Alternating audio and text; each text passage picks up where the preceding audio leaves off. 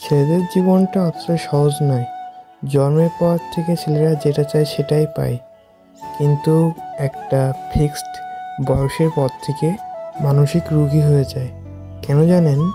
সেই বয়সটার পর থেকে তাদের ফ্যামিলিকে দেখতে হবে, বাবা মাকে দেখতে হবে, নিজের কেরিয়ার তৈরি করতে হবে, ছোট বোনদেরকে বিয়ে দিতে হবে, অনেক অনেক টাকা ইনকাম করতে হবে, বাবা মাকে দেখভাল করতে হবে। এইসব করতে করতেই নিজেদের বয়সটাই শেষ হয়ে যায়। তারপর টাকা ইনকাম করতে হবে, ভালো একটা ঘরের মেয়েকে বিয়ে করতে হলে মেলা মেলা টাকা ইনকাম করতে হবে। আসলে ভাই এইসব করতে করতে ছেলেদের জীবনটাই শেষ হয়ে যায়। ছেলেরা নিজেদের জন্য কিছু করে না, ছেলেরা সকল কিছু তাদের ফ্যামিলির জন্যই করে। তাদের ফ্যামিলির সকলকে সকল সময় সুখে শান্তিতে রাখার জন্যই সকল কিছু করে। এটাই বাস্তব কথা।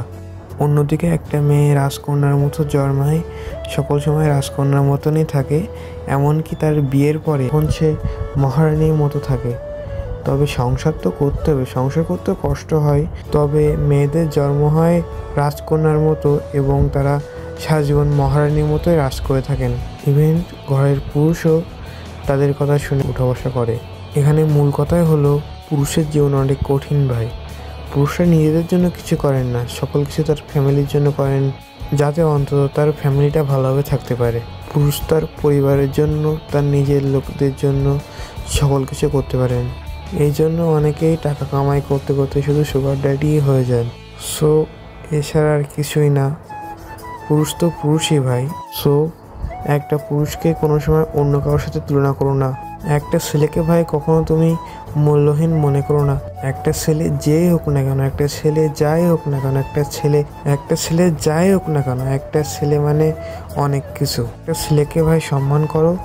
এবং ছেলেরা অনেক কষ্ট করে, ছেলেরা তাদের নিজেদের জন্য কোনো কষ্ট করে না, ছেলেরা তাদের ফ্যামিলির জন্য কষ্ট করে। না হলে এত কষ্ট করা ছেলেদের প্রয়োজন হয় না। মেয়েদের জন্য একটা রিকোয়েস্টই থাকবে, সেটা হচ্ছে তোমরা ছেলেদের সম্মান করো, শ্রদ্ধা করো। তারা নিজেদের জন্য না, তারা তোমাদের জন্যই জীবনে সব কিছু করে। সো জানি না আমার কথাগুলো কার কাছে কেমন লাগবে, কিন্তু সকলের কাছে একটাই অনুরোধ, সেটা হচ্ছে ছেলেদেরকে সম্মান করতে শেখো, শ্রদ্ধা করো। ছেলেরা এক একজন এক একটা যোদ্ধা।